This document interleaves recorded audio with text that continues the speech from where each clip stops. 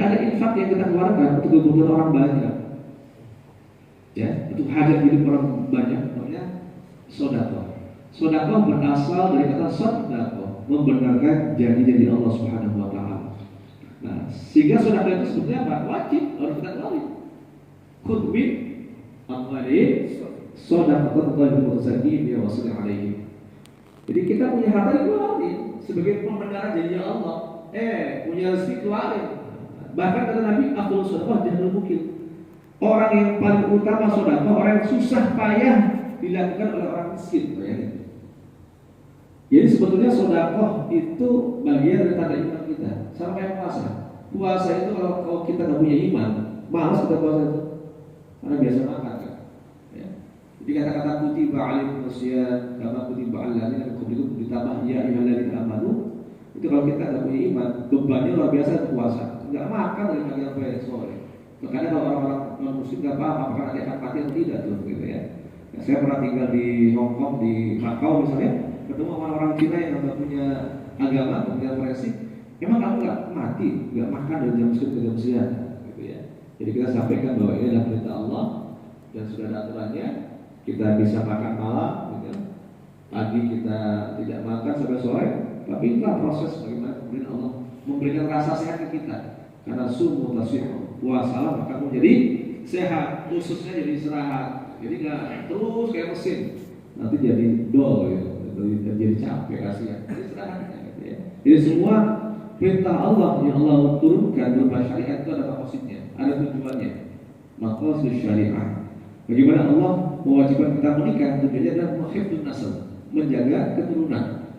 Jadi kalau ada orang menikah tapi tidak punya anak, itu berarti di luar dari syariat. Nah tujuannya kita menikah adalah punya anak, menjaga keturunan. Dan anak itu saling menopang. Jadi doanya orang tua ke anak, anak orang tua saling mendukung. Bahkan ada satu hadis Nabi Sallallahu Alaihi Wasallam ketika ditanya oleh seorang sahabat, ya Rasul, saya pengen berbakti pada orang tua ya Rasul, tapi orang tua saya sudah wafat. Apa ada cara saya berbakti kepada orang tua? Ada, Rasul. Jadi kalau orang tua kita sudah wafat, bukan berarti hubungan kita putus dengan orang tua kita, masa nyambung. Apa kata Nabi? Ya, as-salatu alaihim wal istighfaruhum. Banyakin doa dan minta ampun untuk orang tua kita. Jadi orang tua kita lagi menunggu doa-doanya kita. Jadi bicara doa Rabbi firli wa firli wa liwalidayya warhamhuma kama rabbayani shaghira itu banyak doanya nanti PA. Doanya kita semuanya. Karena orang tua itu sebetulnya di alam barzakh itu mereka masih ada enggak, Pak? Masih ada. Bal ahya walakin la tash'urun. Mereka masih ada tapi kita tidak merasakan. Makanya Rasulullah kalau lewat kuburan pasti salam kan?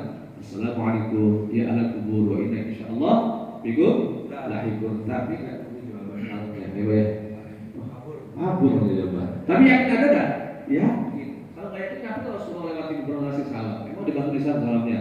Enggak, tapi ada makhluknya. Yang namanya hamba Allah. Yang bentuknya apa? Rohani. Rohani yang mana? Ya.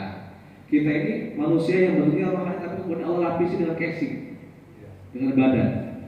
Ketika usia 4 bulan, ketika seorang ibu hamil, jabang bayinya sudah ada dalam gumpalan darah dari gumpalan daging, lalu belum sempurna, maka Allah wafaqtu fihi bil ruh, kutipkan bagian dari rohku, sempurna manusia. Baik kalau kita ini saya berhadapan dengan jamaah rahmah, rohnya aja ditayang gimana coba? Nah, akhirnya kalau misalnya ada badan selama kita bisa sentuh dan sebagainya.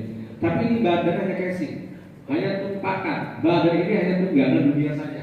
Makanya kata Nabi, sebenarnya Allah la yanzuru ila suwarikum wa amwalikum ajsadikum atau suwarikum wa amwalikum. Allah enggak pandang rupamu, fisikmu, jasadmu. Tapi yang Allah pandang adalah qulubikum wa amalikum. Karena Pak, badan ini hanya tunggangan, hanya pakaian saja. Yang nanti ketika kita wafat dilepaskan. Makanya ada mati, ada wafat. Mati itu badannya. Nah, dulu kalau Nabi Adam masih dalam bentuk tanah liat, Allah meniupkan rohnya dari mulai kepalanya sampai ke kakinya. Ketika dicabut rohnya dari mulai kaki ke kepala. Coba lihat kakinya dingin nggak tuh? Nah, kalau dingin kita nggak bulat ya.